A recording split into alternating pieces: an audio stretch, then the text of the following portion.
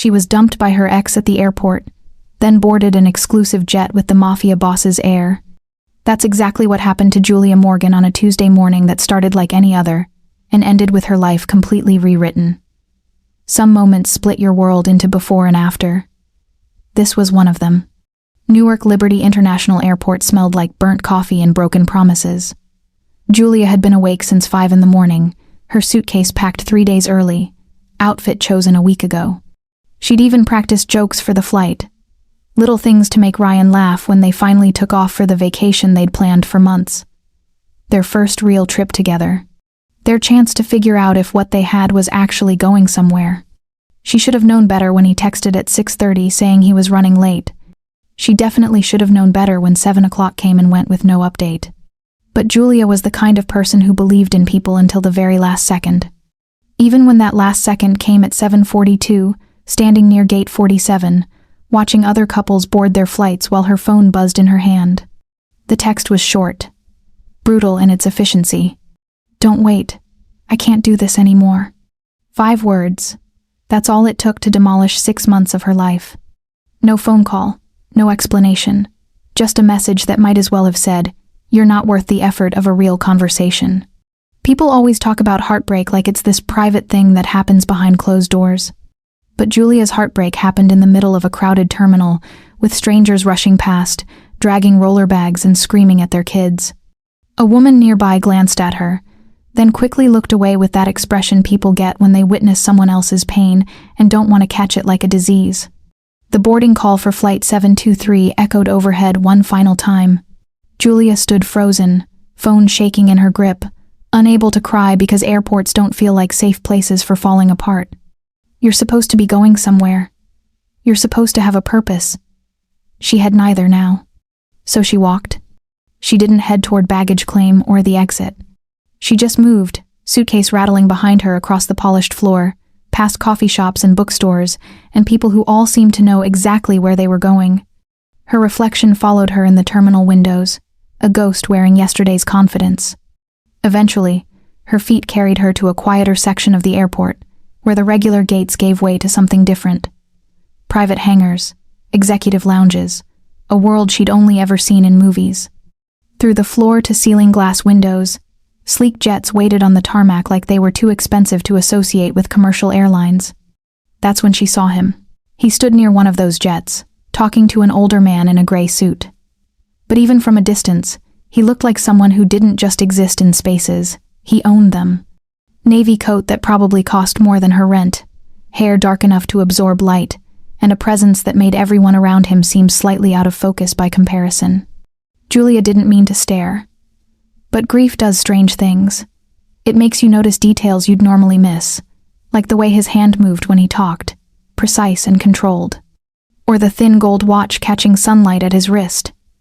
Or the emblem on the jet behind him, subtle but distinct. 2 lions circling a crown. Then his eyes found hers through the glass. Not a glance, not a casual look. Direct eye contact that lasted long enough to mean something.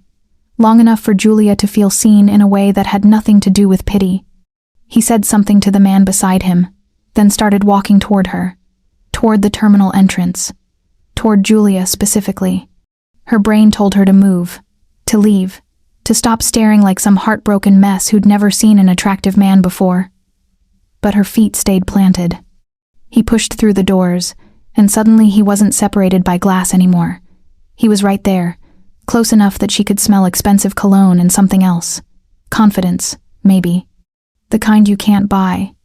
"You look like someone who just lost a war," he said. His voice was quiet, but it cut through the airport noise like he'd turned down the volume on everything else. Julia wanted to laugh, or cry, maybe both. Just a bad morning. Bad mornings shouldn't end alone. He tilted his head slightly, studying her the way you study something valuable you're deciding whether to keep.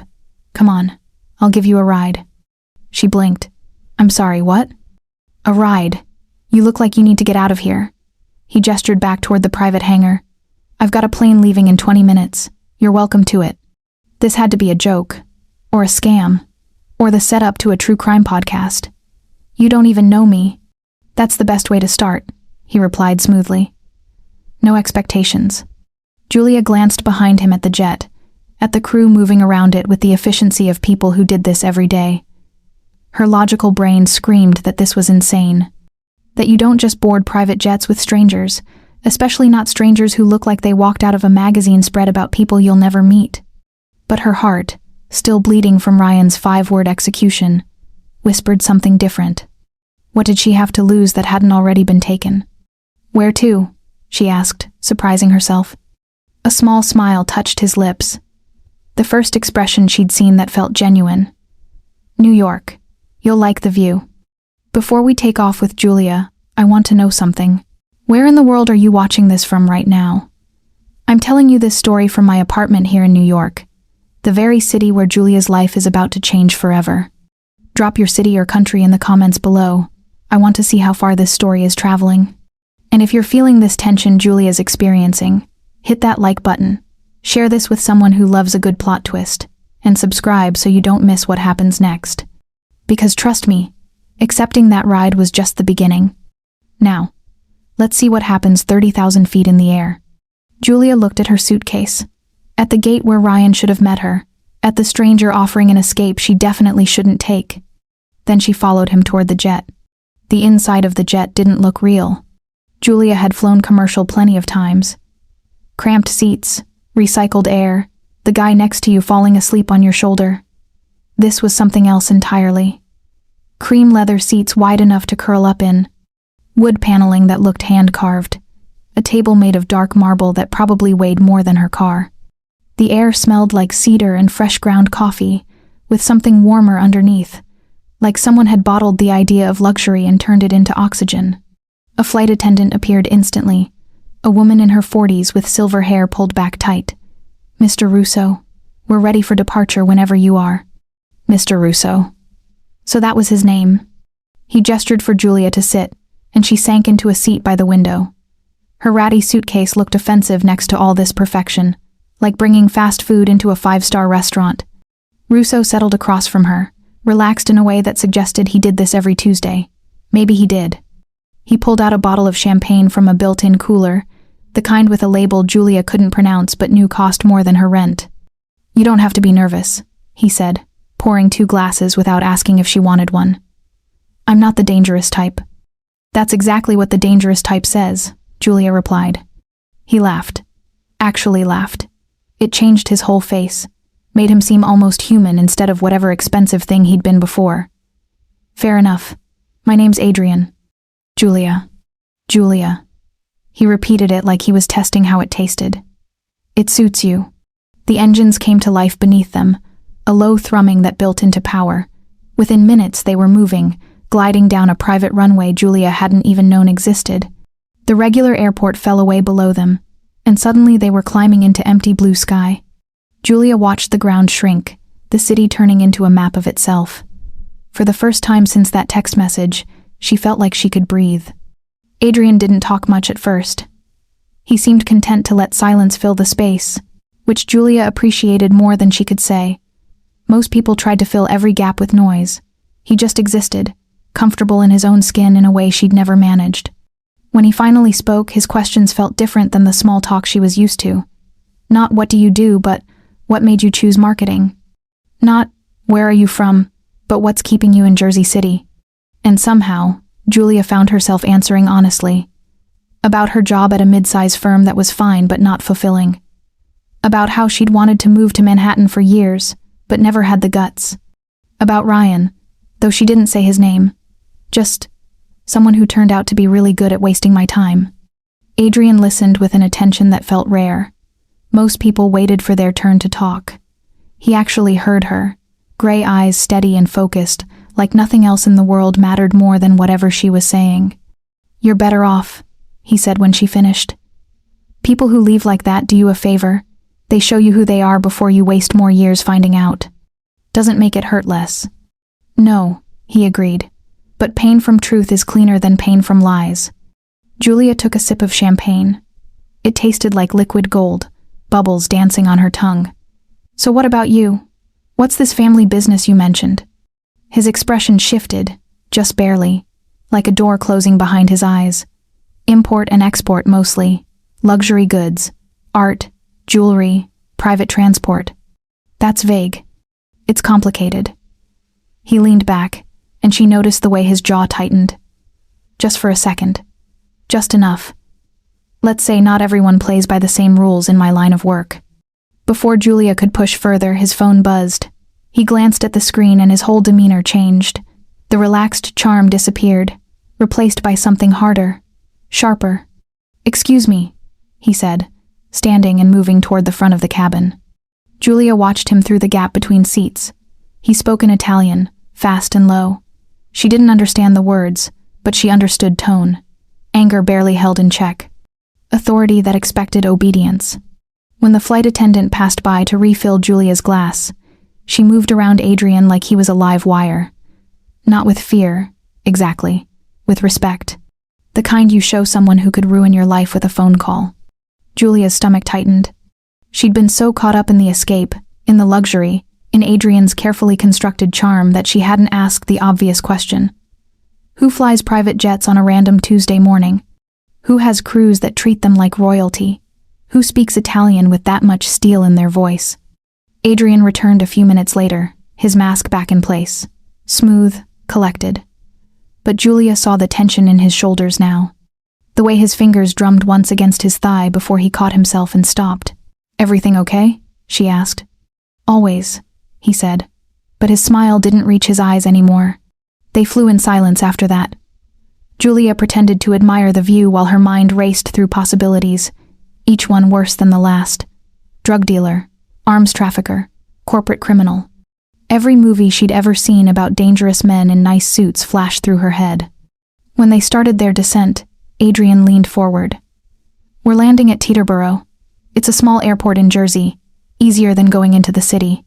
I'll have a car take you wherever you need to go." Julia nodded, not trusting her voice. The landing was smooth, professional. The jet taxied to a private area away from the main terminals. Through the window, Julia could see a black car waiting on the tarmac. And standing next to it, 3 men in dark suits. Not business suits. Security suits. The kind with bulges under the jacket that could only mean one thing. Adrian noticed her staring. "Don't worry about them, just precautions." Precautions against what? He met her eyes, and for the first time since they'd met, she saw something completely honest in his face. "Against people who don't like my family very much." The cabin door opened. One of the suited men climbed the stairs, spoke quietly to Adrian in that same Italian, then glanced at Julia with an expression she couldn't read. Adrian stood, offered his hand to help her up. "Come on. I'll make sure you get home safe." Julia took his hand because what else could she do at 30,000 feet? Well, on the ground now, trapped between a stranger who might be a criminal and a life she no longer recognized.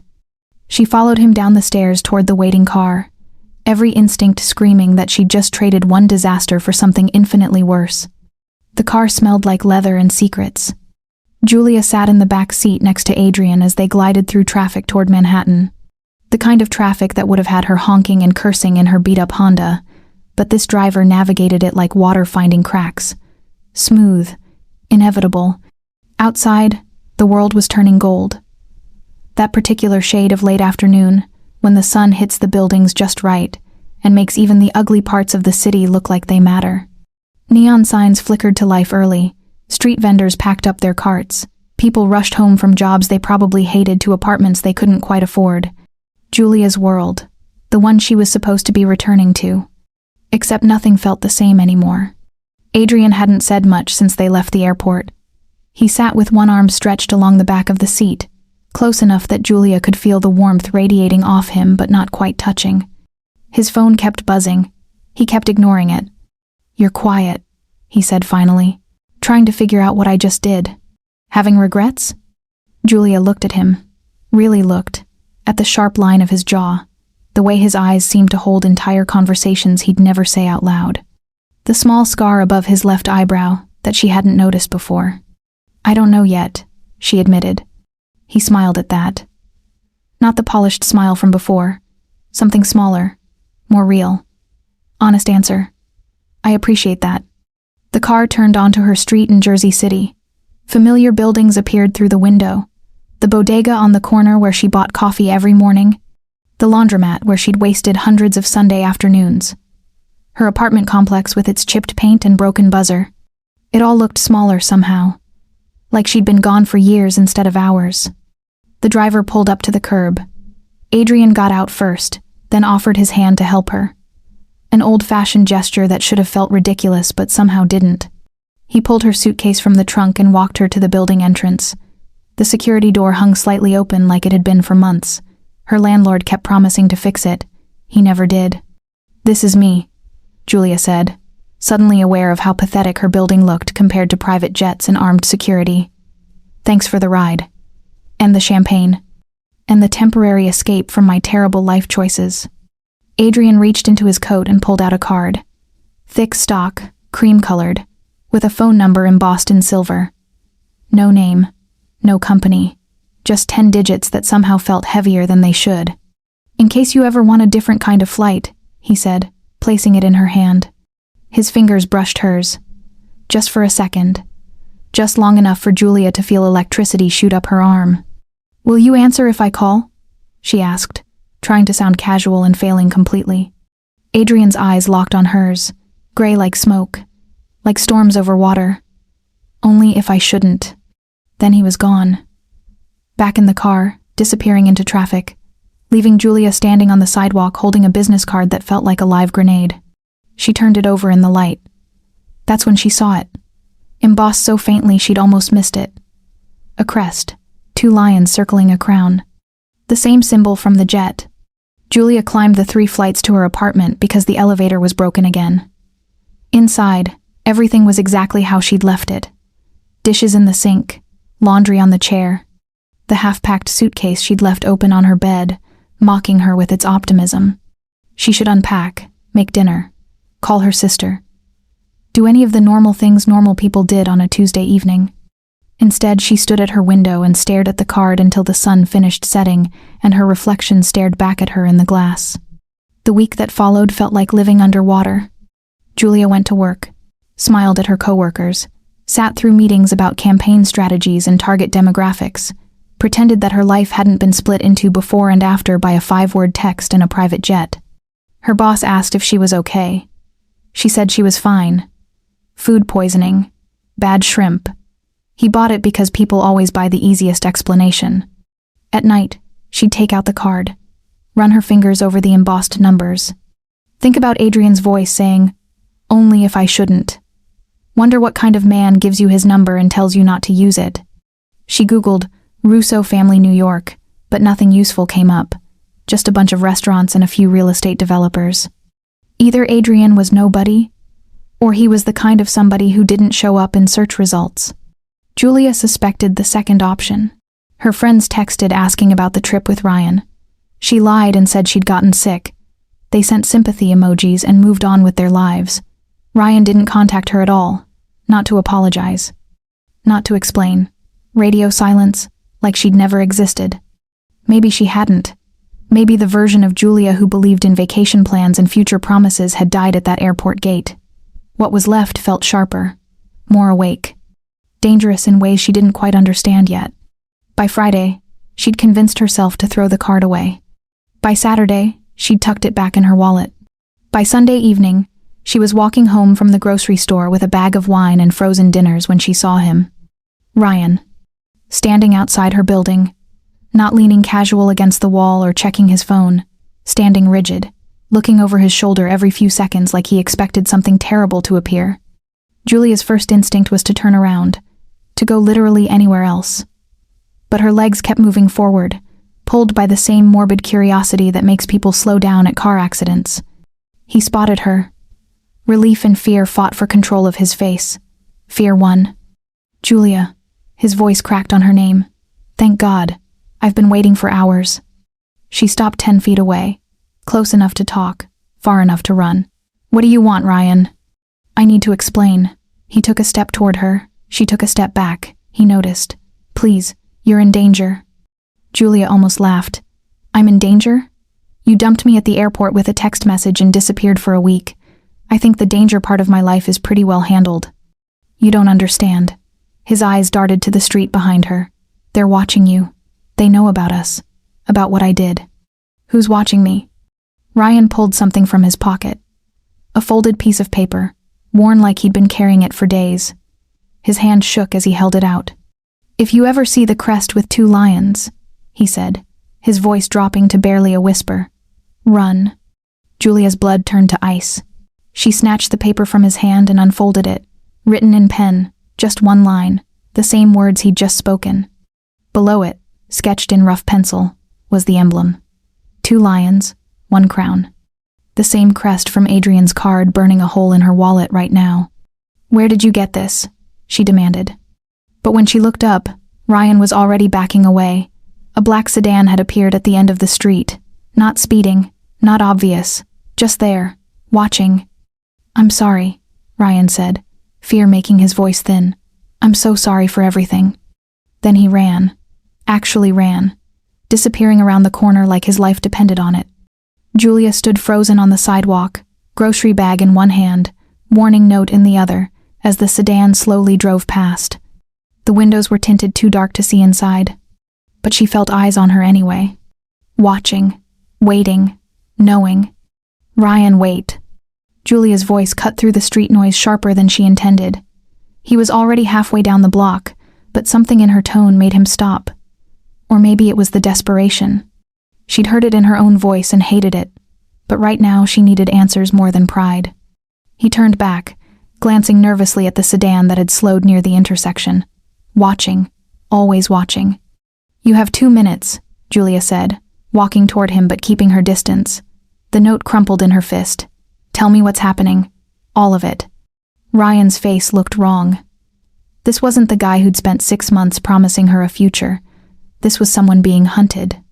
His hair stuck up in places like he'd been running his hands through it for days. Dark circles carved shadows under his eyes. He'd lost weight.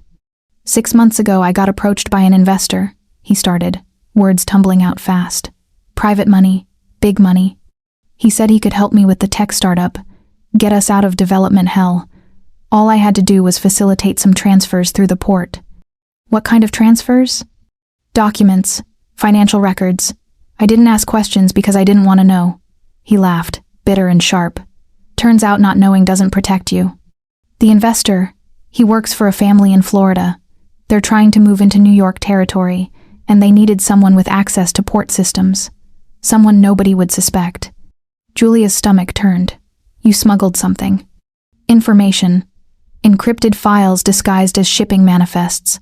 It was supposed to be a one-time thing, but they kept asking for more. And when I tried to back out, they made it clear that wasn't an option. So you what, just kept doing it? I didn't have a choice. His voice cracked. These aren't people you say no to, Julia. They're connected, organized. They told me if I didn't cooperate, they'd make sure I disappeared. Not arrested, disappeared. The word hung between them like a threat made real. But something went wrong with the last transfer, Ryan continued, talking faster now like the words were chasing him. Someone tipped off the New York family, the one who controls the port. They intercepted the files before they reached customs. And my name was all over the transaction. Julia felt cold spreading through her chest. What does this have to do with me? Ryan's eyes finally met hers, and she saw genuine regret there. Maybe the first real thing she'd seen from him in months. I panicked. When I found out the deal was blown, I needed to disappear. So I used your name on one of the backup transfers, made it look like you were part of the operation.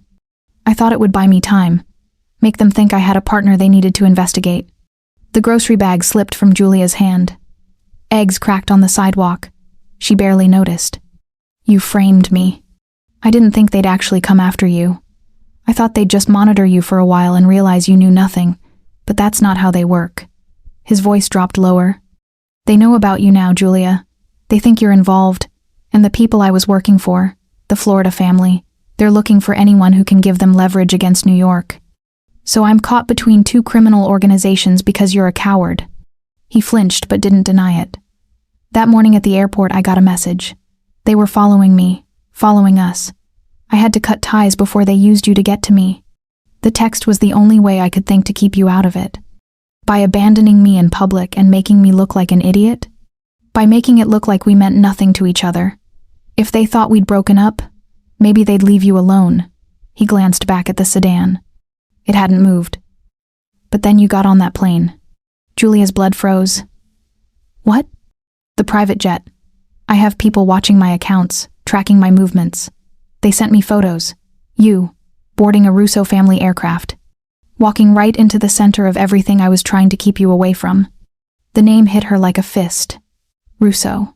The flight attendant had called Adrian that, Mr. Russo. Who are the Russos? She asked, even though part of her already knew. The family that controls New York. Ports, logistics, private transport. They look legitimate on paper, but everyone knows what's really happening. They run this city, Julia. And you just accepted a ride from the air. Her hand moved to her wallet without thinking. To the card, the one with the embossed lions and crown. Ryan saw the gesture. His face went pale. You have his number. He gave me a card. Throw it away, right now. Burn it. Forget you ever met him. Ryan grabbed her shoulders, and she could feel him shaking. These families, they don't do kindness. They don't give rides to strangers. If Adrian Russo offered you anything, it's because he wants something. And trust me, you don't want to be part of that negotiation.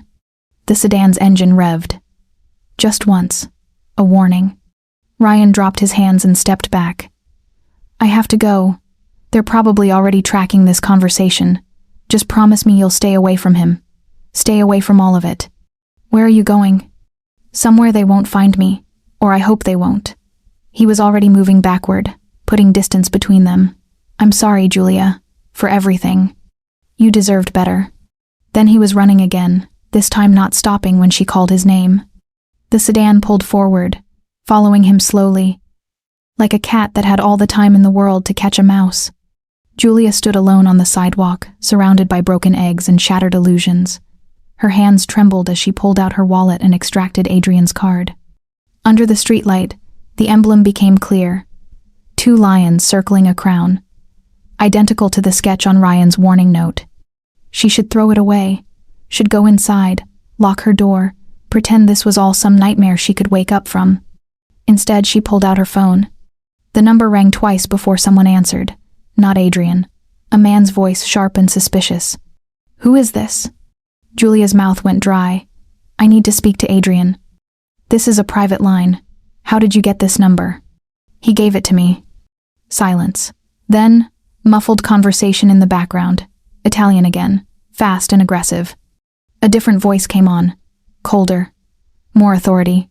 State your name. Julia Morgan. Adrian gave me his card and told me to call if I needed anything. Hold. The line went quiet. Julia pressed the phone against her ear so hard it hurt. Seconds stretched into a small eternity. She could hear her own heartbeat. Could feel eyes on her even though the street looked empty now. Then Adrian's voice, smooth as smoke. I was wondering when curiosity would win. Relief and anger crashed into each other in her chest. I saw something. Your crest. The lions. What does it mean? A pause. She could almost hear him thinking through his response, calculating what to tell her, what to keep hidden. It means you shouldn't have called from your apartment, he said quietly. The smoothness was gone, replaced by something harder. More dangerous. Pack a bag, Julia, right now. Why? Because your ex was right about one thing. His voice dropped even lower. They're watching you. And now, so am I. How long do I have? Julia was already moving toward her apartment building, phone pressed to her ear, heart hammering against her ribs. 30 minutes if they're smart, an hour if we're lucky. Adrian's voice stayed calm, but she could hear an engine roar to life in the background. Don't overthink what you pack, essentials only. And Julia, if anyone knocks on your door before I get there, don't answer it. The line went dead. Julia took the stairs 2 at a time, her keys already out and shaking in her hand. Inside her apartment, everything looked exactly like it had 20 minutes ago when she'd left for groceries. Safe. Normal. Boring. Now it felt like a trap waiting to spring. She grabbed the duffel bag from her closet, the one she'd used for that vacation that never happened, and started throwing things inside. Jeans, shirts, underwear, toothbrush, phone charger. Her laptop, because losing her entire life, felt worse than whatever danger she was running from. Her hands wouldn't stop trembling. This was insane. She was packing a bag because a man she'd met once told her to run, a man whose family apparently controlled half of New York. A man who might be just as dangerous as the people Ryan had warned her about. But Ryan had also gotten her into this mess by using her name to save his own skin. So trusting him felt about as smart as trusting a compass that only pointed toward disaster.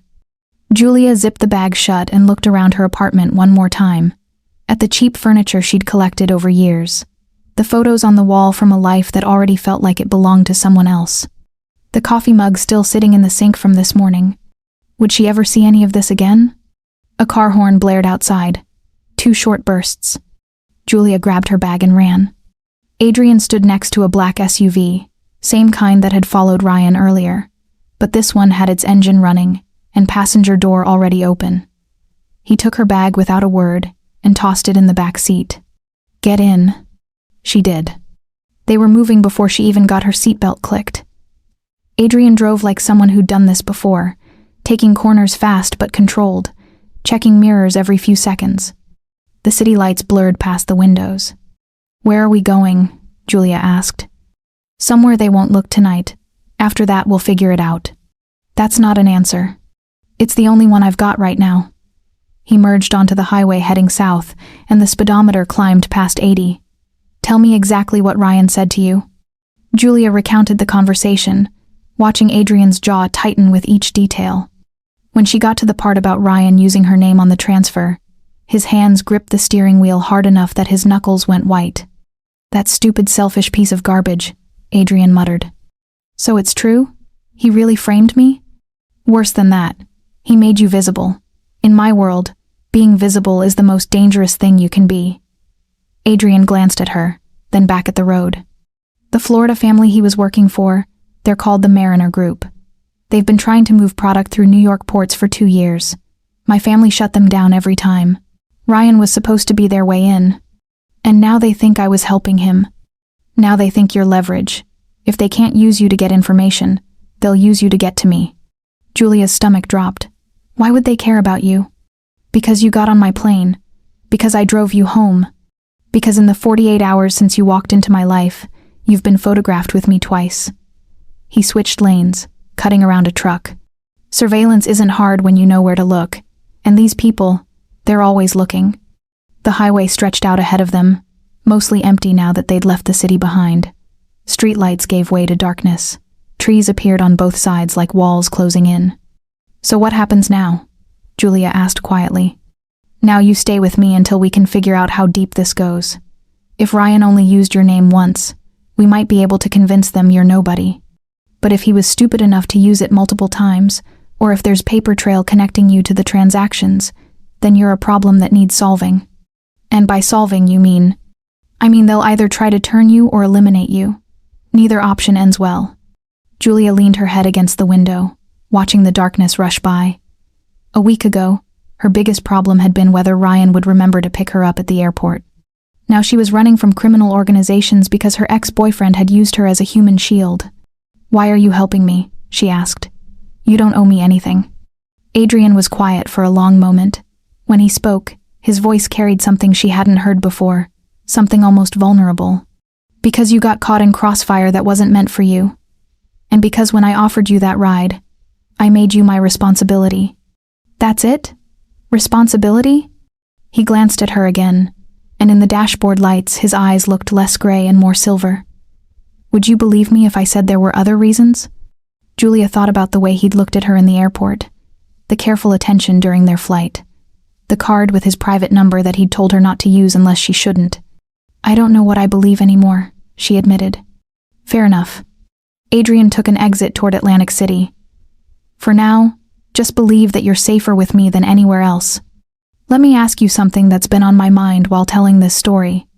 If you were in Julia's position right now, would you have gotten in that car?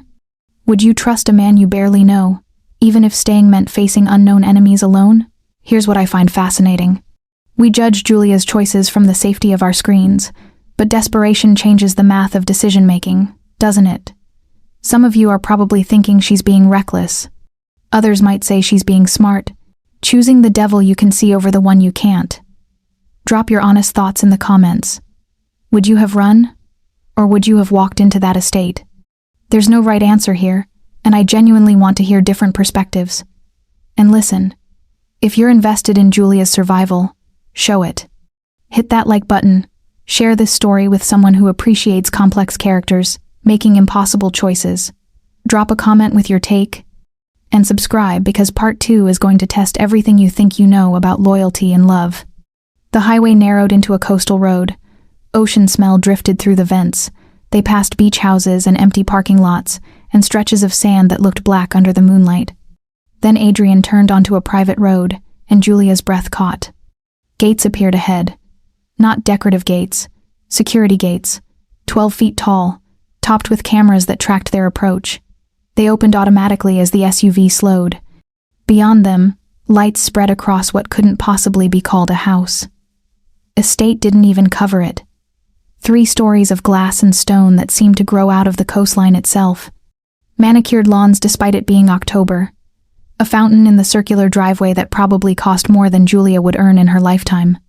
Armed men stood at regular intervals around the property, not hiding, not pretending to be anything other than what they were.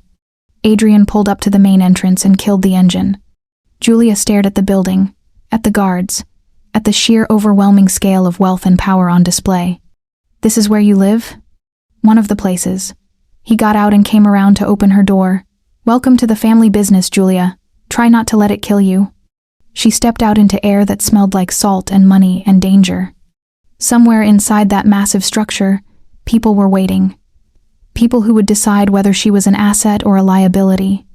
Whether she lived through this, or became another cautionary tale about getting involved with the wrong stranger. Julia looked up at the house, then at Adrian standing beside her with his hand outstretched. She took it, and walked straight into the mouth of the lion. The inside of the house felt like stepping into a different century. Not old, just expensive in a way that made you understand why revolutions happened. Marble floors that reflected light like water. Artwork on the walls that Julia recognized from museum catalogs. Furniture that belonged in magazines about homes you'd never afford. But what struck her most was the silence. For a building this size, there should have been noise. Footsteps echoing, voices carrying. Something. Instead, everything felt muffled, controlled, like even sound knew better than to misbehave here. A woman appeared from a side hallway, older, with steel gray hair pulled into a bun so tight it looked painful. She wore all black and moved with the efficiency of someone who'd spent decades making other people's lives run smoothly. "Mr. Russo." She nodded at Adrian, then glanced at Julia with an expression that gave away nothing. "Your father is expecting you in the study. He said to bring your guest." Mr. Russo. There it was again, the title that turned Adrian from a mysterious stranger into something else entirely. "Tell him I'll be there in 20 minutes, Adrian replied. "After I get Julia settled." He said immediately, sir. Adrian's jaw tightened. For a second, Julia thought he might argue, but he just nodded.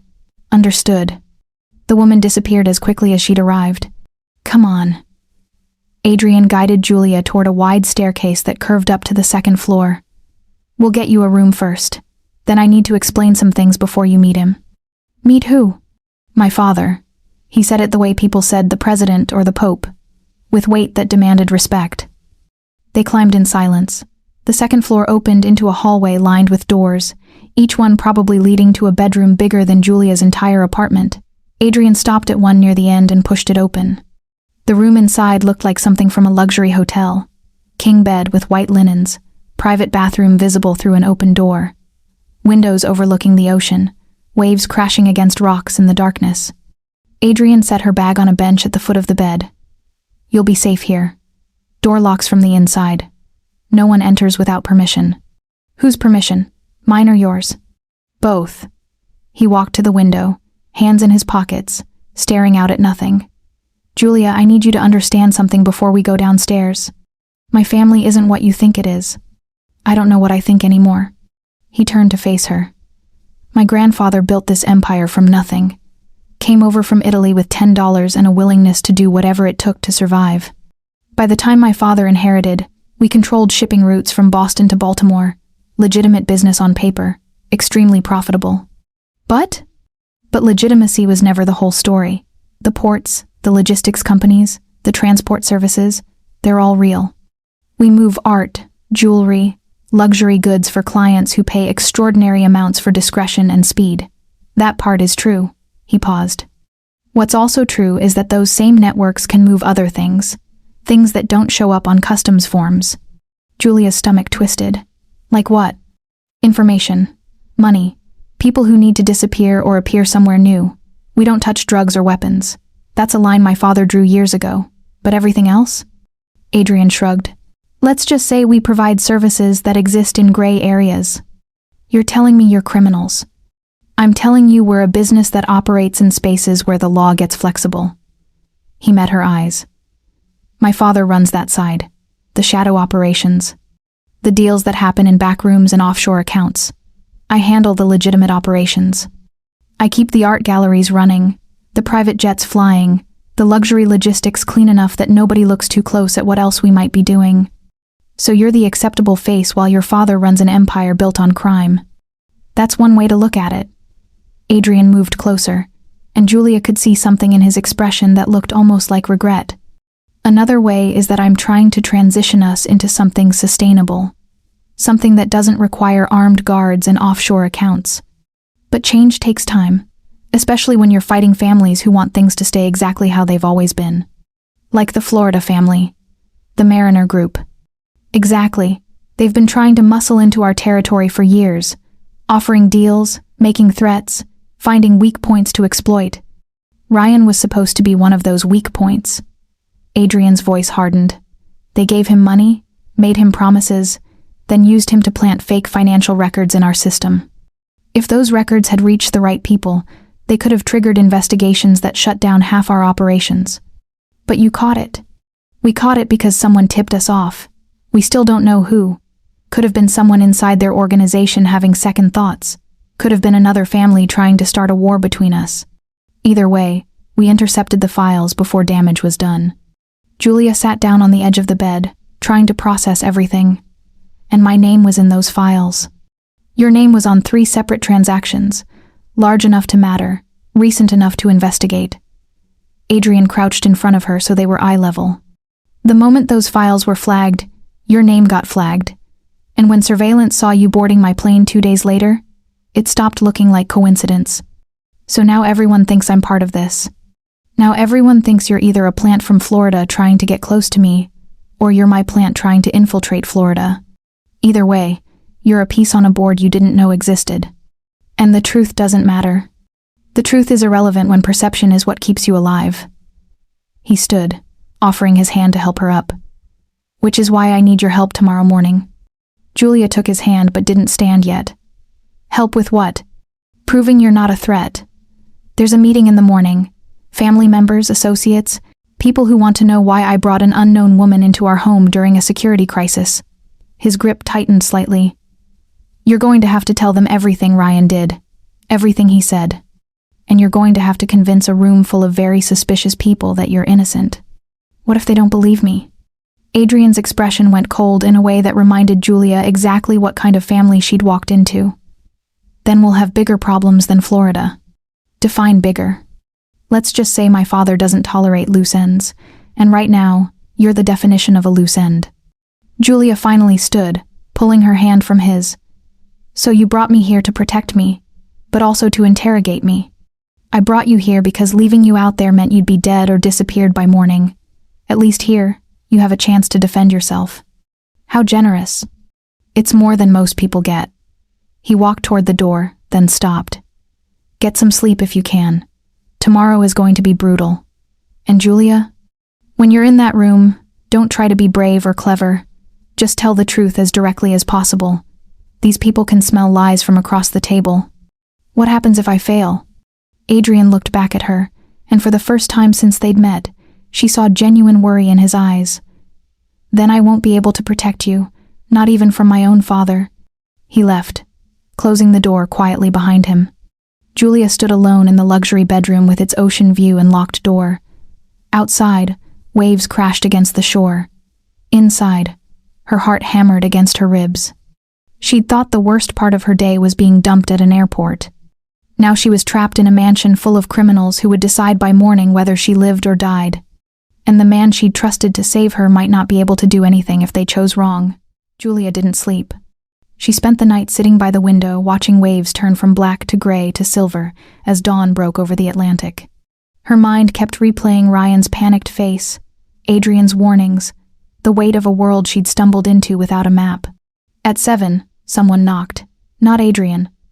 A different woman, younger than the one from last night, carrying a tray with coffee and toast. "Mr. Russo asked me to bring you breakfast. He'll be here in 30 minutes to brief you." She set the tray on the desk and left without waiting for a response. Julia forced down the toast even though her stomach felt like concrete. The coffee helped, strong enough to strip paint, which felt appropriate for what was coming. When Adrian arrived, he looked like he hadn't slept either. Different clothes, same tension around his eyes. "How are you feeling?" he asked. "Like I'm about to be fed to sharks." "Close." He sat across from her, forearms on his knees, speaking quietly. "The meeting starts at 9. There will be 8 people in the room, my father at the head. His 3 advisors flanking him, 2 captains who run operations in different territories, my uncle who handles financial oversight, and me.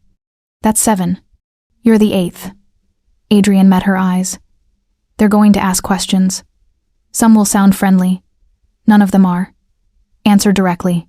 Don't elaborate unless asked. If you don't know something, say you don't know. Never guess." Julia's hands shook around her coffee cup. "What if they think I'm lying? Then I'll step in. But Julia, you need to understand something. My father built this family on reading people. He'll know if you're holding back.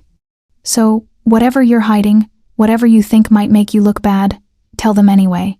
The truth is, your only weapon in that room. I'm not hiding anything. Everyone's hiding something." He stood, offering his hand. "Come on, it's time." They walked through hallways that felt longer than they had last night.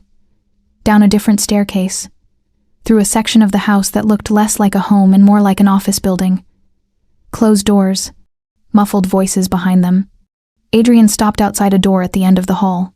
"Remember, direct answers, no guessing, and no matter what happens, I'm on your side." He pushed the door open. The room was smaller than Julia expected. A long table dominated the center, dark wood polished to a mirror shine. Windows on one side overlooked the boardwalk and ocean beyond. Morning light streamed in, making everything look deceptively peaceful. 7 men sat around the table. They stopped talking when Julia entered. Eyes tracked her movement like predators sizing up prey. Adrian guided her to a chair on one side. He sat next to her, close enough that their shoulders almost touched. The men resumed their quiet conversations. Italian mixed with English. Julia caught fragments. Her name, Ryan's name, the word liability more than once. Then the door at the far end opened, and the room went silent. The man who entered didn't look like a criminal. He looked like someone's distinguished grandfather. Silver hair combed back from a face lined with age but not softened by it. Expensive suit tailored perfectly, hands that moved with deliberate precision. But his eyes, they were the same gray as Adrian's, except colder, calculating, the kind of eyes that had seen terrible things and ordered worse. He sat at the head of the table without greeting anyone. Just sat, folded his hands, and looked directly at Julia. "Miss Morgan." His voice carried an accent, faint but present. "Do you know why you're here?" Julia's mouth went dry. "Because your son thought I'd be safer here than at home. My son has a habit of collecting strays." The patriarch's expression didn't change. "The question is whether you're a stray worth keeping or a problem that needs disposal." "My 3. One of the advisors leaned forward. "Did you know what Ryan Bennett was moving through our port?" "No." "Did you ever meet with anyone from Mariner Holdings?" "No. I didn't even know they existed until yesterday." Another man spoke up, older, with a scar running down his left cheek. "Your name appears on 3 separate transactions. You expect us to believe that's coincidence?" "I expect you to believe I had no idea Ryan was using my name until he told me yesterday." Julia kept her voice steady, even though her heart was trying to escape her chest. "He said he needed someone to blame if things went wrong, so he picked me." "Why you?" the patriarch asked. "Because I trusted him. Because I was convenient. Because he's a coward who'd rather throw someone else to the wolves than face consequences himself." A few men exchanged glances. The patriarch's expression remained unreadable. What else did Bennett tell you? Julia recounted the conversation from the street. Ryan's confession about the Florida investor. The threats, the warning about the lion crest. She left nothing out, even the parts that made her look stupid for not seeing the signs earlier. When she finished, the room stayed quiet for a long moment. Then the uncle spoke. If what you're saying is true, Bennett is either already dead or running for his life. Either way, he's useless to us now. But you, Miss Morgan, you're still a variable we can't account for. I'm not a variable. I'm a person who got used by someone I trusted. In our world, there's no difference. The man with the scar leaned back. Trust is a currency, and yours is currently worthless. Julia felt anger cut through her fear. You want proof I'm not lying? Fine. She reached into her jacket pocket and pulled out something she'd found last night while unpacking. A flash drive. Small, black, with Ryan's initials scratched into the side. She'd forgotten it was there. He'd given it to her months ago, said it was just backup files from work. She'd thrown it in her bag and never thought about it again. Until last night, when desperation made her search through everything she owned, looking for anything that might save her life. Ryan left me this. She slid the drive across the table. He said it was work documents. I never opened it. But if he was using my name on transactions, maybe there's something here that proves I wasn't involved. The patriarch picked up the drive, studying it like it might explode. Anthony, check this, now. One of the men pulled out a laptop and took the drive. His fingers flew across the keyboard. The room waited in silence while he worked. After what felt like hours but was probably 3 minutes, Anthony looked up. It's encrypted, but not well. Give me a second. More typing. Then his eyebrows rose. You need to see this. He turned the laptop toward the patriarch. Julia couldn't see the screen from where she sat, but she watched the older man's face shift from skepticism to interest to something that might have been satisfaction. Miss Morgan. The patriarch's voice changed. Not warm, but less hostile. Do you know what's on this drive? No, sir. Financial records. Communications between Mariner Holdings and 12 other shell companies we've been tracking for months. Account numbers, transfer schedules, names of people on their payroll. He set the drive down carefully. This is a blueprint of their entire operation. The room erupted in low conversation, men leaning toward each other, speaking rapidly in Italian. The patriarch raised one hand. Silence fell instantly. Bennett gave this to you when? 3 months ago. He said it was backup files from work. He was protecting himself. If he got caught, he'd have leverage to negotiate. The patriarch looked at Adrian. Your instinct was correct.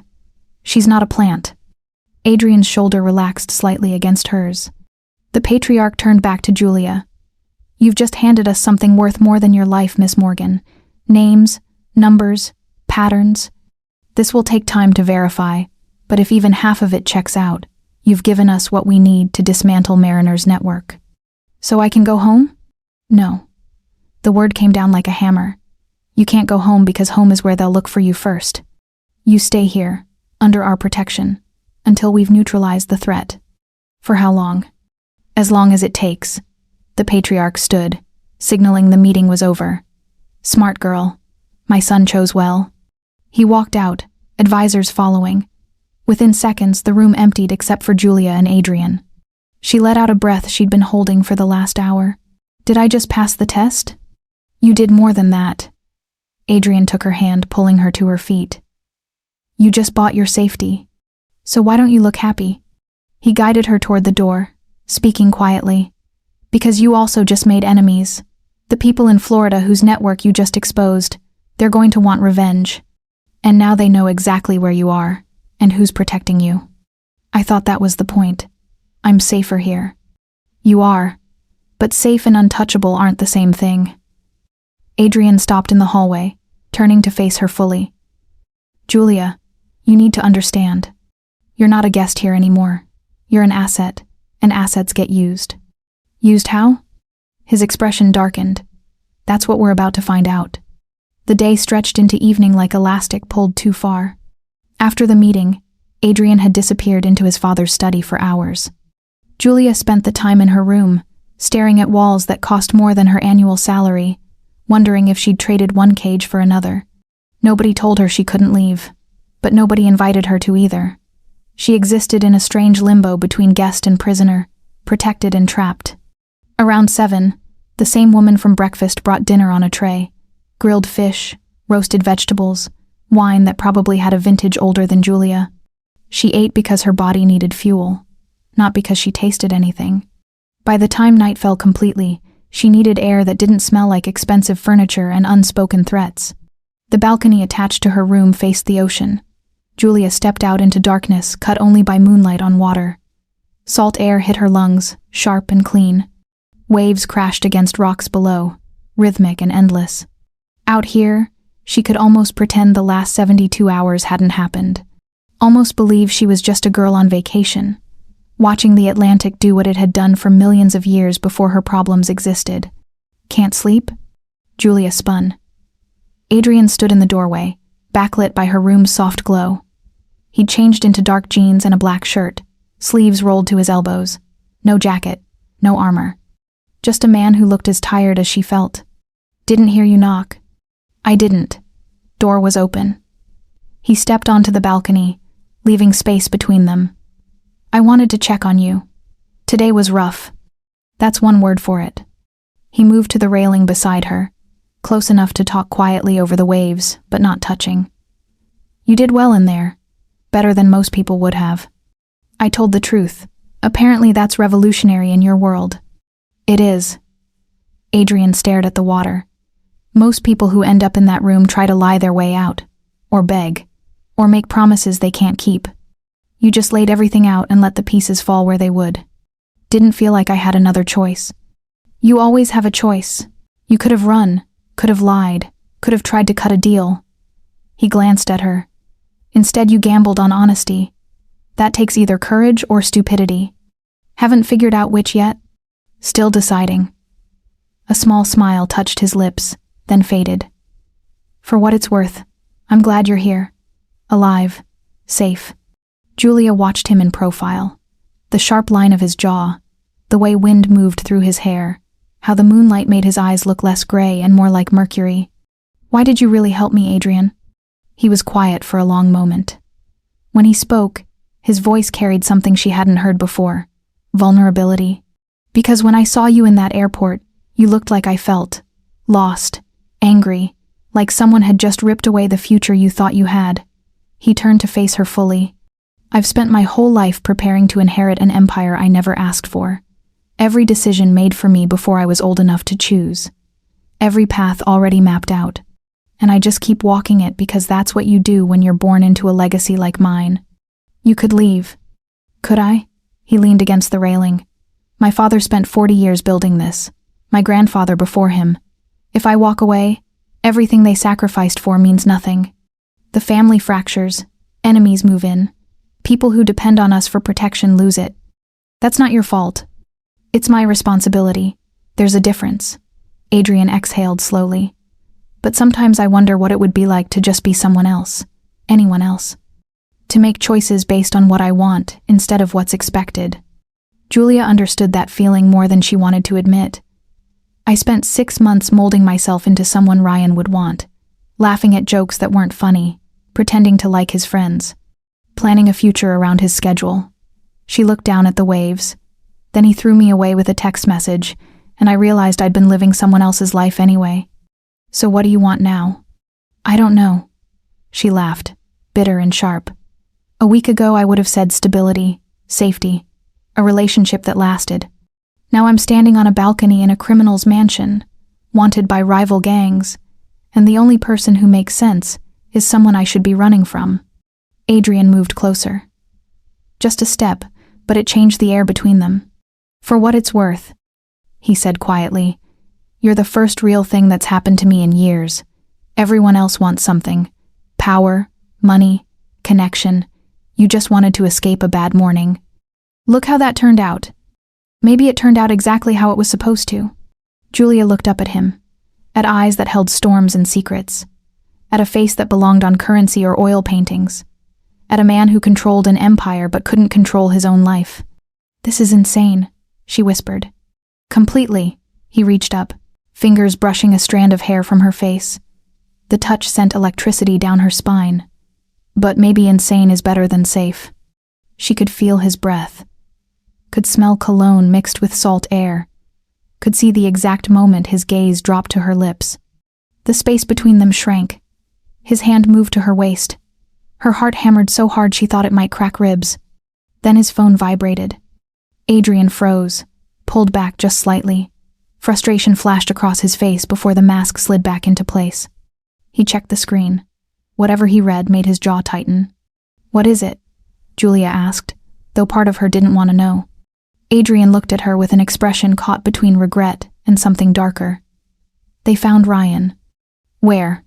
"Baltimore, trying to board a cargo ship heading to South America." He pocketed the phone. "My father wants him brought in for questioning." "Questioning or something else?" Adrian didn't answer. He didn't have to. The silence said everything. "Julia." He took her hand, and she could feel tension vibrating through him. "Tomorrow is going to change things. Once they have Ryan, once they confirm everything you told us, you're going to be pulled deeper into this world. There won't be a way back to normal. I don't think normal exists anymore. It could, if you wanted it badly enough." His grip tightened. "I could arrange protection somewhere else. New identity, new city. You'd be safe and free. But not here. Not here." He stepped closer again, and this time there was no phone to interrupt. Just two people standing in the space between what they wanted and what they should do. "So you need to decide. Do you run toward safety, or do you stay in the fire with me?" Julia looked at his hand holding hers. At the ocean behind him. At a future splitting into two impossible paths. Before she could answer, footsteps echoed from inside her room. The steel-haired woman appeared in the doorway. "Mr. Russo, your father needs you in the war room. The Baltimore situation is developing faster than expected." Adrian's expression hardened. He released Julia's hand, and the loss of contact felt like cold water. "I'll be right there." He turned back to Julia. "Think about what I said. We'll talk more after I handle this." Then he was gone, following the woman back into the house, leaving Julia alone on the balcony with a choice she didn't know how to make. Stay and burn, or run and survive. Below her, waves kept crashing. Above her, stars kept turning. And somewhere in Baltimore, the man who'd started all of this was about to face consequences that would determine whether Julia lived or died. Julia didn't stay on the balcony long after Adrian left. Something had shifted during their conversation. Maybe it was his offer to let her run. Maybe it was realizing she didn't want to. Either way, sitting in her room while decisions got made about her life felt wrong. She found her way downstairs by following voices. Male voices, speaking rapidly in a mix of English and Italian. They led her to a door she hadn't noticed before, partially hidden behind a bookshelf in what looked like a library. The door stood open. Inside, a different kind of room. No artwork, no luxury, just screens covering one wall, showing camera feeds from dozens of locations. Maps spread across a central table, laptops and tablets scattered everywhere. Men moving with purpose, speaking into phones, typing commands. This was the nerve center, where the real business happened. Adrian stood near the main screen, watching footage of what looked like a warehouse in Baltimore. His father sat at the head of the table, fingers steepled, listening to a man in a dark suit report in Italian. Julia knocked on the doorframe. Every head in the room turned. Conversations stopped. The temperature seemed to drop 10 degrees. The patriarch's eyes found hers. "Miss Morgan, this is not a place for guests." "Good thing I'm not a guest anymore." Julia stepped inside before fear could stop her.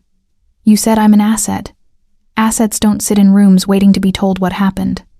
Adrian looked like he wanted to argue but also might have been impressed. His father's expression gave away nothing. "Bold," the patriarch said finally.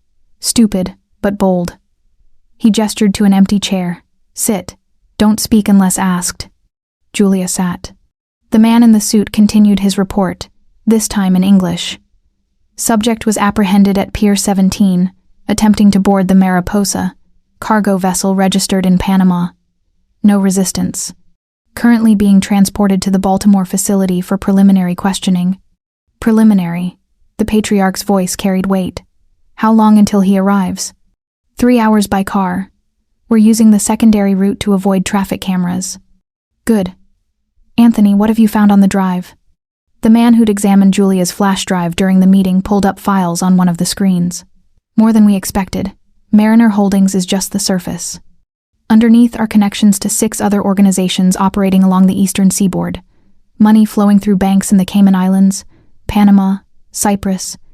They're not just trying to infiltrate our port operations. They're building a parallel network. The patriarch leaned forward. Names. I want names of everyone involved. Still decrypting some of the files, but so far we have 12 confirmed associates, 7 in Florida, 3 in Georgia, 2 in South Carolina. Anthony scrolled through documents. And 1 in New York. The room went silent. One of ours? Adrian's voice came out sharp. Maybe. Or maybe someone we thought was neutral. Anthony pulled up a photo. Julia couldn't see it clearly from where she sat, but she saw Adrian's expression harden. Marco Delgado. He's been handling cargo logistics for both families. Officially independent. Officially. The patriarch stood, walked to the screen. But if he's in these files, he's picking sides. Find him. Bring him in with Bennett. Adrian moved closer to his father, speaking quietly. Julia could still hear. If we move on Delgado now, we tip off Florida that we have their files. Better to let him think he's safe. Use him to feed false information. You want to play games while we have a leak? I want to be strategic instead of reactive. The tension between them felt like a living thing. Father and son, legacy and innovation, staring each other down in front of a room full of men who pretended not to notice. The patriarch turned back to the table. What does Miss Morgan think?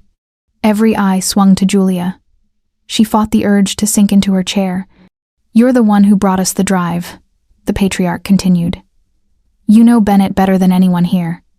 Would he have worked with this Delgado directly? Julia thought about Ryan. His patterns, his fears, the way he operated. Ryan never met people face to face if he could avoid it. Too paranoid. If he worked with someone in New York, it would have been through intermediaries, digital communication only. So Delgado might not even know Bennett exists. Probably not by name. The patriarch nodded slowly. Then we do it my son's way. Delgado stays in play. We watch him, feed him information, see where it goes. But Bennett talks first. I want to know every person he contacted, every transaction he made, every lie he told. He'll lie to you too, Julia said, then immediately regretted speaking without permission. But the patriarch just smiled, cold and sharp. Everyone lies at first. It's what they say when the lying stops that matters. He turned to Adrian. Put a protection detail on Miss Morgan. 2 men, rotating shifts. She doesn't leave the estate without clearance. She doesn't make calls without monitoring. And if anyone approaches her, I want to know immediately. Father, she's not a prisoner. She's an asset worth protecting. There's a difference. The patriarch looked at Julia directly. You wanted to be part of this, Miss Morgan? Congratulations. You're officially valuable, which means you're officially a target. Adrian stepped forward. I'll handle her security personally. You'll handle the Baltimore situation personally. Carlo and Vincent will handle Miss Morgan. The patriarch's tone made it clear the discussion was over. Now get to Baltimore and make Bennett useful. Adrian's jaw tightened, but he nodded. Before he could leave, Julia stood. I want to come. The room went still again. Apparently, she was making a habit of saying things that stopped conversations. Absolutely not, Adrian said. I know Ryan. I know how he thinks, what scares him, what he'll say to save himself. Julia addressed the patriarch directly. You want him to talk? I can make him talk faster than whatever methods you're planning. This isn't a negotiation, Adrian said, voice hard. You're staying here where it's safe. Safe is a cage. I didn't survive the last 3 days by hiding. Julia felt something fierce rising in her chest. You said I bought my safety. Fine. Now I want to buy my freedom. Let me help. The patriarch studied her for a long moment. You understand what you're asking? If you walk into that interrogation room, there's no pretending anymore. No going back to your normal life. You become part of this family's business in ways that can never be undone. I understand. Father, no. Adrian moved between them. She's not ready for what happens in those rooms. Then prepare her on the drive. The patriarch waved dismissively. She comes, but Miss Morgan, understand this. If Bennett doesn't give us what we need, if this is a waste of time, you'll have used your value poorly, and poor investments don't last long in this family. The threat hung in the air like smoke. Julia nodded. He'll talk. Then prove it. The patriarch turned to his advisors. Meeting adjourned. Baltimore team leaves in 20 minutes. I want updates every hour. People moved, gathering equipment, making calls. Adrian grabbed Julia's arm, pulling her into the hallway. What are you doing? His voice stayed low, but anger bled through. You just volunteered to walk into something you don't understand. I understand, Ryan. That's more than you have. Ryan is the least dangerous person in that building. My people, what they do to get information, you can't unsee it. Good. Maybe I should see who I'm really dealing with. Adrian's grip tightened. You're playing with fire because you're afraid of sitting still. I'm playing with fire because it's the only way to stay warm. Julia met his eyes. You offered me a way out. I'm choosing to stay. This is what staying looks like. He stared at her for a long moment, something complicated moving across his face. Pride, maybe. Or fear. Or both. Fine, but you stay next to me the entire time. You don't speak unless I tell you to. And if things get ugly, you leave when I say leave. Understood? Understood. They started toward the stairs. Julia needed to grab her jacket, change into something less comfortable and more armor. That's when the alarm started. Not loud, just a steady beeping from speakers hidden in the ceiling. Red lights flickered on at intervals along the hallway. Adrian's phone lit up. He checked it, and his face went pale. Breach on the north perimeter. 3 unknown vehicles approaching fast. Footsteps thundered from every direction. Men appeared from rooms Julia hadn't known existed, all armed, all moving with practiced efficiency toward defensive positions. The steel-haired woman materialized beside them. War room, now. They ran. Back in the nerve center, screens showed camera feeds of the estate's outer edges. 3 black SUVs racing up the private road, ignoring the gates, crashing straight through. The patriarch stood calmly in the center of chaos. Lock it down. No one gets inside the main house. They're not trying to get inside. Anthony pointed to a different screen. They're setting up positions, surrounding us. 7. Adrian grabbed Julia, pulling her behind him. This is Florida. They know we have the files. How? The patriarch's voice stayed level. We haven't moved on anyone yet. Because someone told them. Adrian's expression turned murderous. We have a leak. Someone in this room is feeding them information. Julia watched as every man glanced at the others, suspicion blooming like poison. Outside on the screens, figures emerged from the SUVs, armed, organized, ready for war. And somewhere inside this house full of criminals and secrets, someone was helping them. The walls Julia had thought would protect her suddenly felt like a trap closing in. The first gunshot sounded like the world cracking open. Julia had never heard real gunfire before. Movies made it sound clean, almost musical. This was different, sharp and ugly, and so loud it rattled her teeth. Glass exploded somewhere on the first floor. Shouting erupted in Italian. More gunfire, rapid now, coming from multiple directions. Adrian grabbed her wrist. Move, now. They ran through the war room as men scattered to positions. The patriarch barked orders, completely calm despite bullets shredding his home. Anthony was already at a weapons cabinet, distributing guns to anyone without one.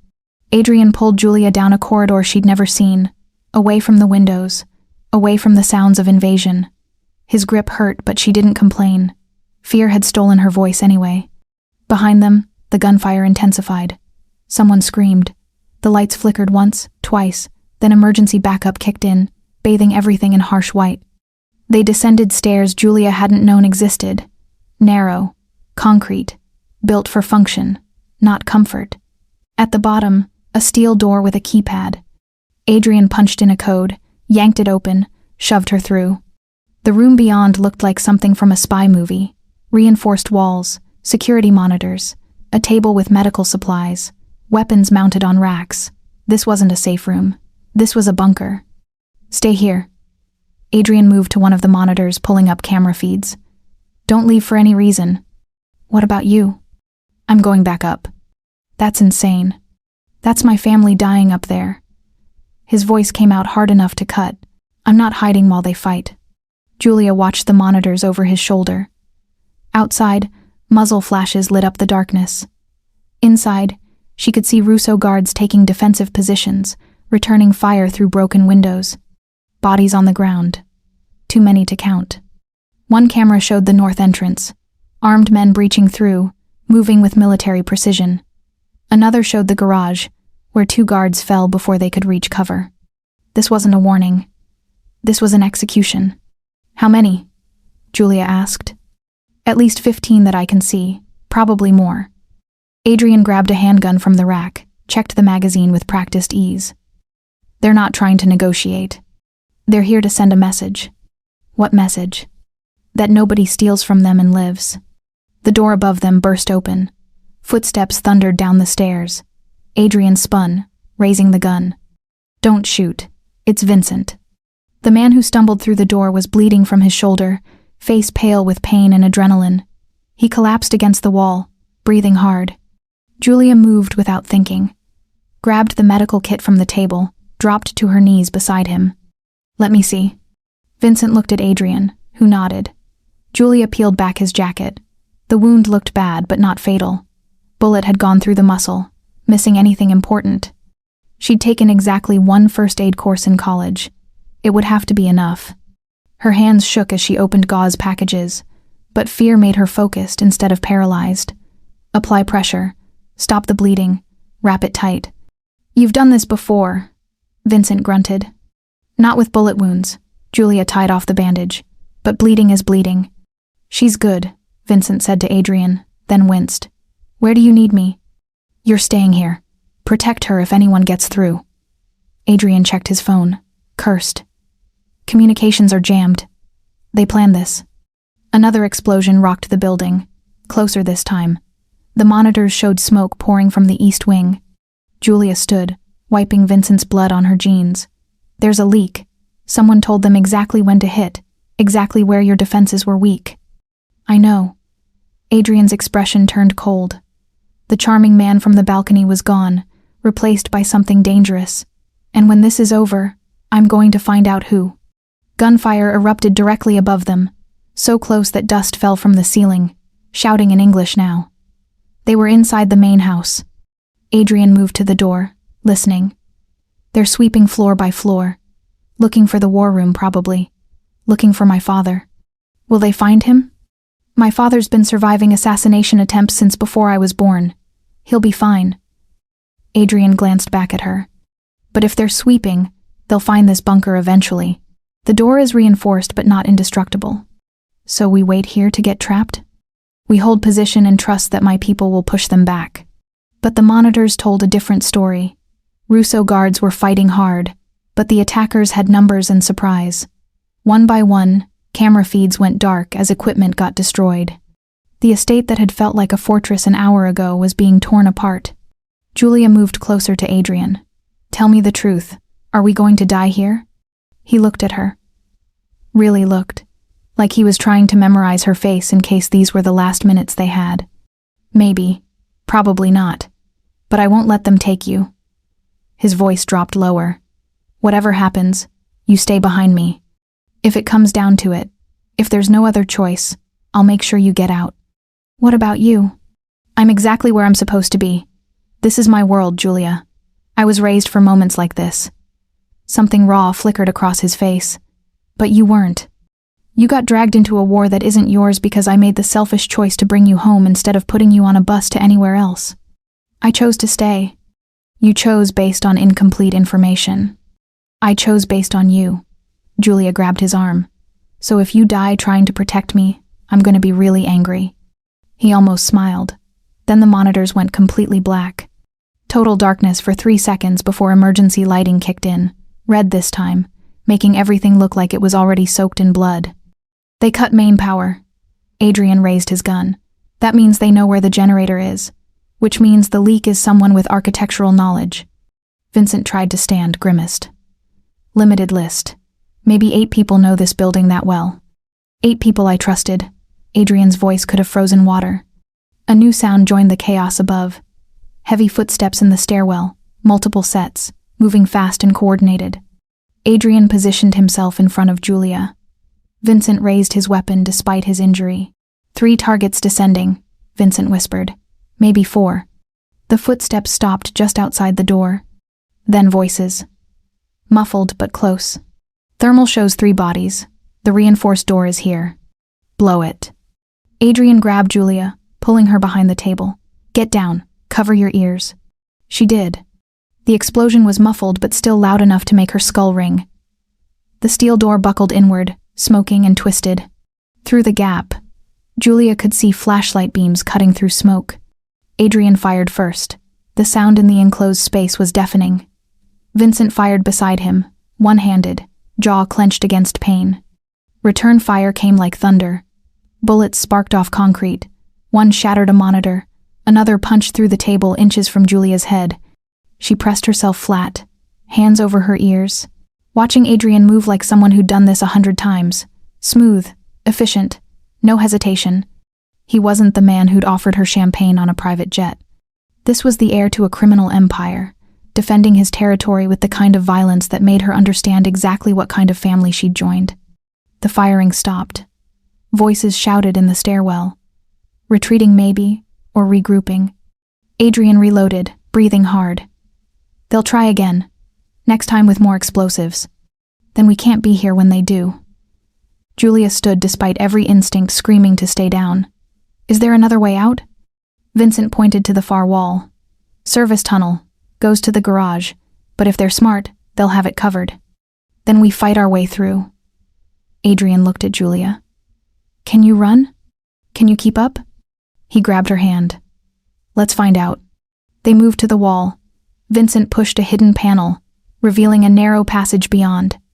Dark, smelling like oil and salt water. Behind them, more footsteps in the stairwell. Faster now. More of them. Adrian pulled Julia into the tunnel. Vincent followed, sealing the panel behind them. And somewhere in the darkness ahead, Julia heard voices. They weren't escaping. They were running straight into another trap. The tunnel stretched ahead like a throat waiting to swallow them. Adrian moved first, gun raised, using his phone's flashlight to cut through darkness. Vincent limped behind, one hand pressed against his wounded shoulder. Julia brought up the rear, trying to keep her breathing quiet even though her heart screamed in her chest. Concrete walls pressed close on both sides. Water dripped somewhere ahead. The air smelled like rust and the ocean. Those voices she'd heard were getting closer, coming from the garage end of the tunnel, cutting off their escape route. Adrian stopped, held up a fist. They froze. Light spilled around the corner ahead. Footsteps echoed. 2 men, maybe 3, moving slowly, searching. They were trapped. Attackers behind them in the bunker, more ahead blocking the exit. Julia's mind raced through options. They couldn't go back, couldn't go forward, couldn't stay still. Then she saw it. A service panel in the ceiling. Small, probably for maintenance access. Just big enough for a person if they didn't mind tight spaces. She tapped Adrian's shoulder, pointed up. He looked, nodded once, understood immediately. Vincent boosted her up first. The panel came loose with a scrape that sounded too loud. Julia pulled herself into a crawl space barely 2 feet high, filled with pipes and wiring. Adrian came next, moving with surprising grace for someone his size. Vincent struggled but made it, biting back groans of pain. They replaced the panel just as flashlight beams swept the tunnel below. Check down here. Make sure it's clear. The voices were right underneath them now. Julia pressed her face against cold metal piping, not daring to breathe. Adrian's hand found hers in the darkness, squeezed once. Below, the footsteps passed, moved toward the bunker. Clear. Nothing here. They must have gone up. Let's move. The voices faded. Julia waited 30 seconds that felt like 30 years before exhaling. We need to move while they're searching the wrong direction. Adrian pulled out his phone. The signal was weak but there. Hold on. He typed something fast. Sent it. Seconds later, a response came back. My father's alive. They've pushed most of the attackers back outside. We need to get to the garage and flank from behind. They crawled through the maintenance space. Pipes dug into Julia's ribs. Her hands scraped on sharp edges, but fear kept her moving. Eventually, the crawl space opened into a larger utility room. They dropped down one by one, landing in a space filled with circuit breakers and backup generators. Adrian checked the door leading out. Garage is 20 feet that way. 3 guards should be holding it. If they're ours, we're good. If Florida got to them, we're in trouble. Only one way to find out. Vincent checked his weapon. I'll go first. Draw fire if there is any. You can barely stand. Which makes me expendable. You're the heir. She's valuable. I'm just another soldier. Vincent moved to the door before Adrian could argue. On 3. He counted down silently with his fingers. On 0, he kicked the door open and rolled through. No gunfire, just voices, familiar ones. Vincent? The hell are you doing in the utility room? They emerged into the garage. 3 Russo guards stood at defensive positions. All alive, all loyal. Relief hit Julia like a wave. One of the guards spoke into his radio. Found the heir. He's safe. Repeat, heir is safe. Static crackled back. Then the patriarch's voice, hard and commanding. Bring him to the east study, now. They moved through a house that looked like a war zone. Bullet holes in walls, broken glass everywhere, blood on expensive floors, bodies covered with sheets in the hallway. Julia tried not to look, but couldn't help it. Some wore Russo colors, some didn't. People had died tonight. Real people, not abstract concepts. Died because of information on a flash drive. Died because Julia had walked into Adrian's life. The east study was the only room that looked untouched. The patriarch sat behind a massive desk, perfectly composed despite his torn shirt and blood-splattered face. Not his blood, Julia realized. Someone else's. Around him stood his advisors, his captains, his uncle, all watching as Adrian entered with Julia behind him. And in the center of the room, on his knees with hands zip-tied behind his back, was Anthony, the man who'd examined Julia's drive, who'd found the Mariner Holdings files, who'd been in every meeting, heard every plan, knew every secret. Julia's stomach dropped. Anthony? Adrian's voice came out strangled. You're the leak? Not by choice. Anthony's face was bruised, lip bleeding. Someone had already started questioning him. They have my daughter. 3 months ago, they took her from college. Said if I didn't cooperate, she'd disappear. The patriarch stood, walked around the desk. So you fed them information. You told them when we'd be vulnerable. You helped them kill my men. I had no choice. She's my child. And they were mine. The patriarch's voice stayed level, flat, which somehow made it more terrifying. You could have come to me. We would have found her, protected her. Instead, you betrayed your family for people who were going to kill her anyway. Anthony's face crumbled. What? Did you really think they'd let her live? She's a witness. The moment you stopped being useful, they'd eliminate the leverage. The patriarch nodded to someone behind Anthony. Show him. One of the guards held up a phone, showing a photo. Julia couldn't see it, but she heard Anthony's scream. Raw and broken. The sound of a man whose worst fear just became real. She's been dead for 2 weeks, the patriarch said quietly. And you've been working for ghosts. Anthony collapsed forward, sobbing. Adrian stepped in front of Julia, blocking her view of what came next, but she heard it. The patriarch's quiet order, the 2 guards lifting Anthony, his pleas turning to screams as they dragged him from the room. Then a single gunshot from somewhere outside. Then silence. Adrian turned, his face pale. Julia, you should go back to your room. No. Her voice came out steadier than she felt. I'm part of this now. I don't get to look away. The patriarch studied her. My son is right about you. You have steel most people lack. He looked at Adrian. Keep her close. Florida knows she exists now. They'll come for her. I know. Then make it official. She's under family protection. Anyone who touches her answers to me. Adrian's hand found Julia's. She's under my protection specifically. Is she now? The patriarch's expression shifted into something that might have been amusement. And what does that mean exactly? It means she's mine. Adrian's voice carried an edge Julia had never heard. Not an asset, not a witness, mine. Anyone who wants her goes through me first. The room went quiet. the kind of quiet that preceded either violence or acceptance. The patriarch nodded slowly. Then I expect you to be worthy of that claim. He dismissed everyone with a wave. Guards filed out. Advisors left. Until only Adrian, Julia, and the patriarch remained. This life destroys most people, the patriarch said, looking at Julia directly. It will ask you to compromise everything you thought you believed. It will make you complicit in things that keep you awake at night, and there is no exit once you're truly in. He paused. Are you prepared for that? Julia thought about Ryan's cowardice, about Anthony's betrayal, about the bodies in the hallway and the blood on her hands from treating Vincent's wound. I don't know if anyone can be prepared, she said honestly, but I'm not running. Good, the patriarch almost smiled, because my son already claimed you, and in this family, we protect what's ours. He left them alone in the study. Adrian pulled Julia close, resting his forehead against hers. I meant what I said. You're not just under protection. You're with me, if you'll have me. This is insane. Completely. His hands framed her face. But I think we're past sane options.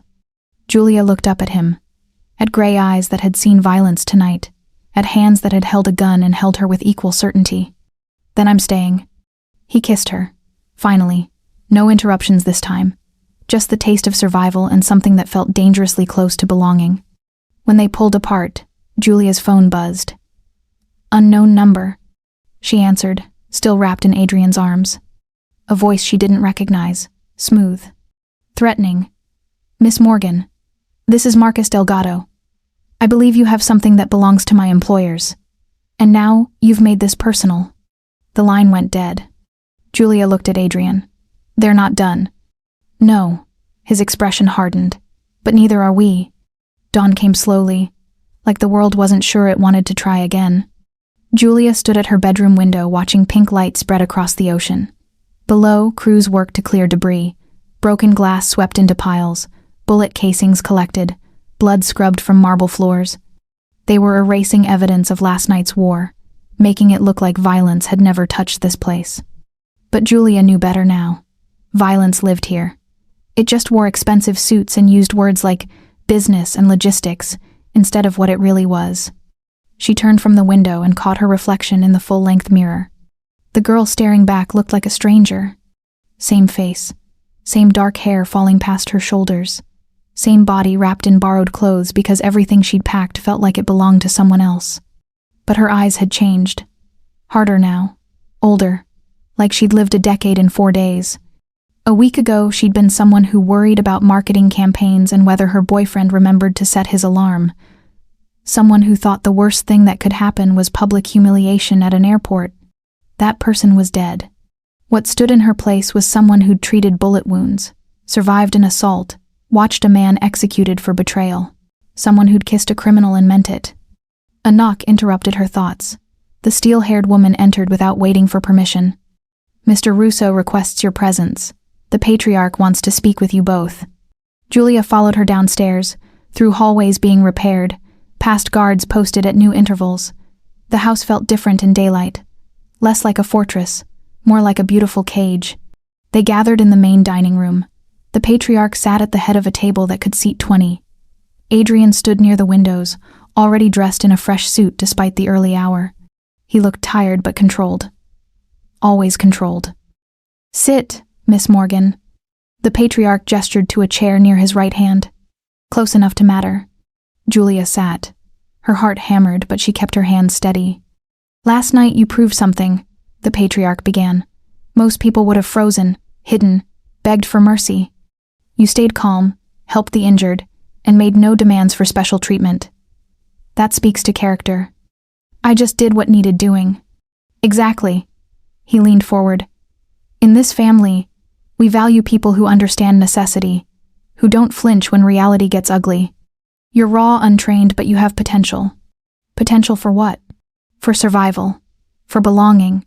For becoming someone who matters in a world most people don't even know exists. He paused, choosing words carefully. My son has claimed you. That makes you family. But family comes with expectations. Julia glanced at Adrian. He gave a small nod. Trust me. What kind of expectations? She asked. Loyalty above all else. Discretion. Understanding that what happens in this house stays in this house, and accepting that the old life you had is finished. There's no going back to marketing jobs and studio apartments. That door closed the moment you got on my son's plane. The weight of it settled on Julia's shoulders. No more pretending this was temporary. No more thinking she could eventually return to normal. Normal didn't exist anymore. I understand, she said quietly. Do you? The patriarch's gray eyes, so much like Adrian's, pinned her in place. Because once I acknowledge you formally, there's no changing your mind. You become a target for every rival who wants to hurt this family. You become complicit in everything we do, legal or otherwise. And if you ever betray us, the consequences will be permanent. Julia thought about Anthony. About that single gunshot outside the study. I won't betray you. Then welcome to the Russo family, Julia Morgan. He stood, walked around the table, and placed a hand on her shoulder. The gesture felt ancient, ceremonial. You are now under our protection and bound by our rules. What we give you, no one can take. What we ask of you, you cannot refuse.